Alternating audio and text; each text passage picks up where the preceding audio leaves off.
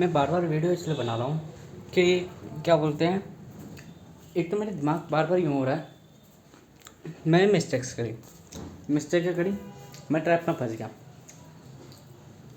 जो कि सामान्य सी बात है, फंसना अनिवार्य होता है ताकि आप सीख कर कुछ वापस से डेवलप हो जाओ, आप अवेयर हो जाओ कि हाँ मैंने ये गलती करी, ठीक है, कोई दिक्कत नहीं। अब मेरे दिमाग ये कह रहा है, पहले मैं सोचता दुनिया एक समय के बाद रिपीट करने लग जाती चीज़ें। रिपीट मतलब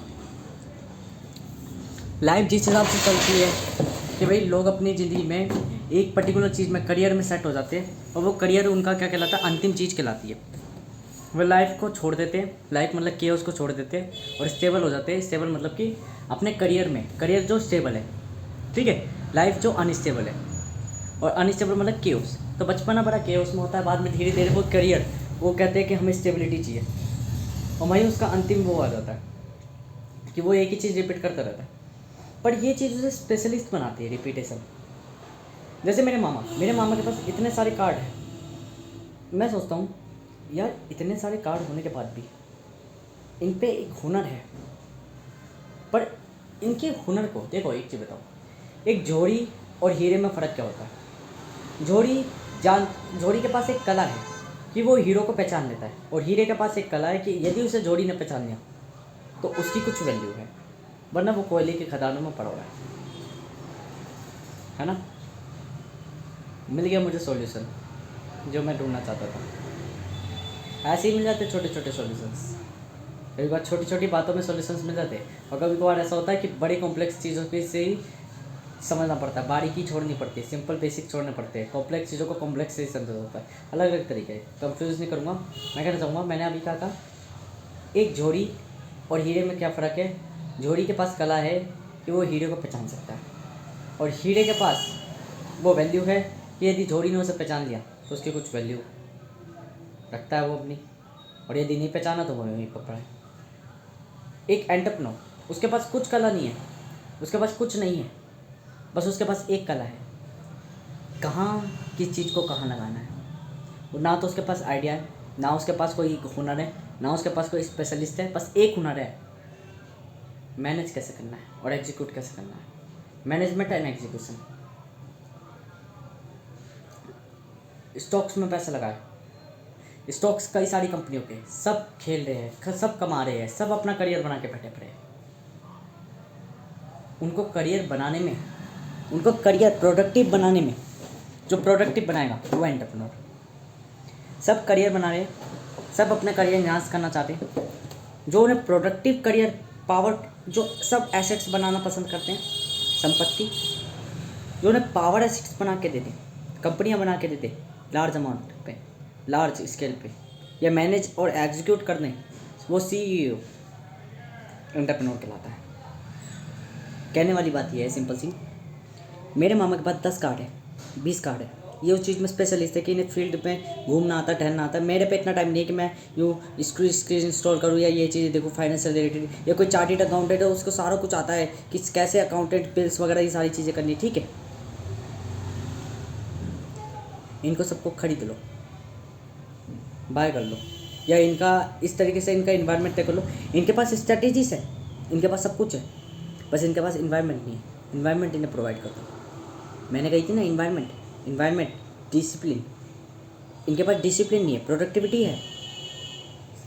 इनके पास आइडियाज़, सबके पास है आज के ज़माने में, आइडियाज़ मेरे पास भी है, बट मेरे पास एक आइडिया यूनिक है कि मेरा आइडिया एग्जीक्यूटर नहीं है, एग्जीक्यूट नहीं करता, मेरा आइडिया मैनेज करता है। इनके पास मैनेजमेंट नहीं है, इन्हें मैनेज कर दो, इन्हें प्रोडक्टिव बना दो। कैसे? सुनो, स्टॉक्स में पैसा लगा रहे हो तुम, लगाते चले जाओ, स्टॉक्स में ही पैसा लगाओ। मैं कहता हूँ आउटलेट्स वगैरह अपने आप खुलते चले जाएंगे।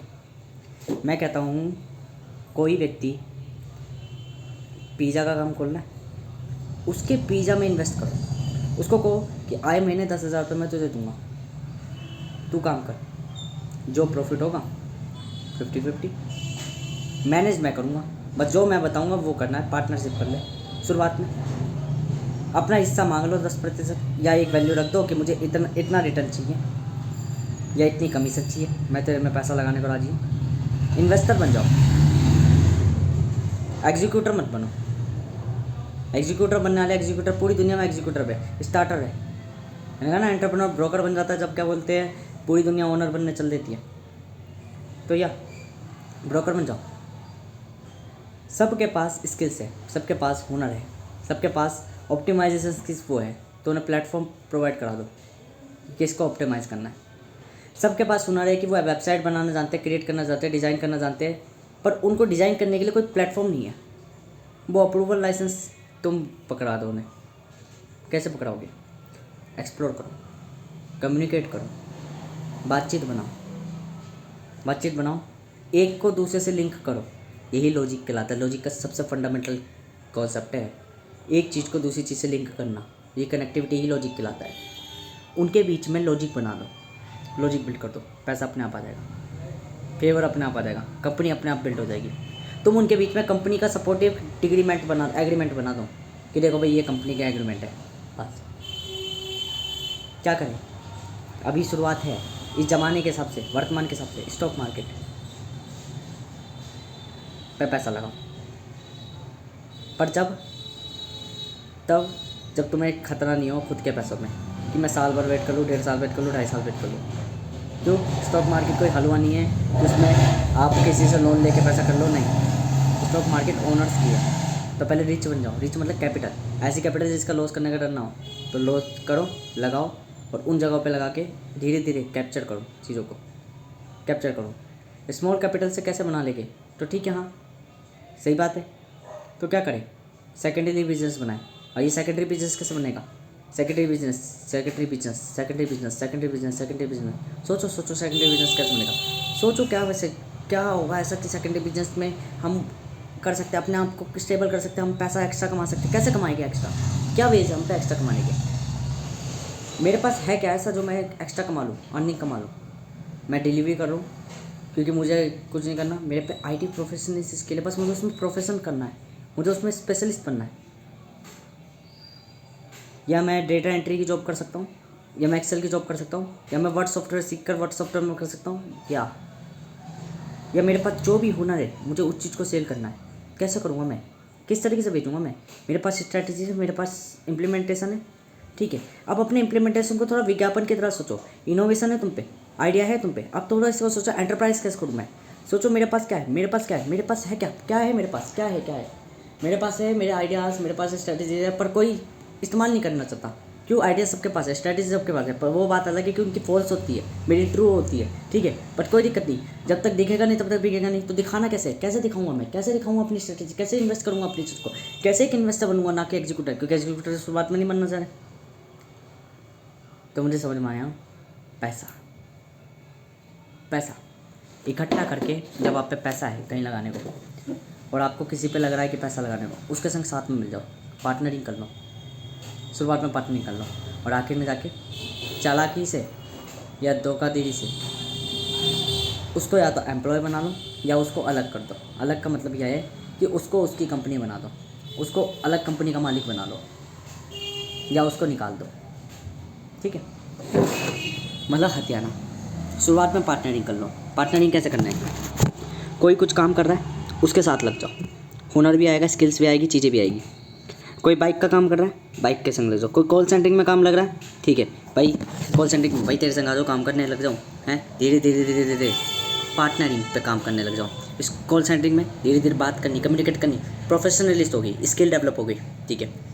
किसी ने कहा भाई मैं बाइक का काम कर रहा हूँ, ठीक है भाई मैं तेरे संग बाइक का काम करवा रहा हूँ, थोड़ी मुझे भी सैलरी दे दे, दोनों भाई साथ में मिलकर काम कर लग रहे हैं। पहले उसके नीचे काम कर लो, धीरे धीरे सीख के, टाइम लगता है, पर 1.5-2 सालों में मैं कहता हूँ तुम कॉल सेंटरिंग का काम भी सीख लोगे, तुम मैकेनिक भी बन जाओगे, तुम बतेरी चीज़ें। अब ये तीनों चारों जो स्किल्स तुम पे डेवलप हो गई, बस अब इन चारों को मिलाकर कुछ बना दो। ये है विज्ञापन।